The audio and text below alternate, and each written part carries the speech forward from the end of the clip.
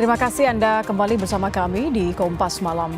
Saudara, Komisi Pemilihan Umum membantah telah melanggar hukum karena menerima pencalonan pasangan Prabowo Subianto dan Gibran Rakabuming Raka sebagai peserta Pilpres 2024. Hal ini disampaikan kuasa hukum KPU, Hifzil Alim, dalam respon gugatan sengketa hasil Pilpres 2024 dari kubu Anies Muhaimin yang mempersoalkan pencalonan Gibran Rakabuming Raka sebagai cawapres. Hifzil Alim menyebut dalil yang menuduh KPU sengaja menerima pencalonan Prabowo Gibran secara tidak sah dan melanggar hukum merupakan dalil yang tidak berdasar dan mengada-ada. Pihaknya mengklaim tindakan KPU menerima pencalonan Prabowo Gibran sudah sah secara hukum.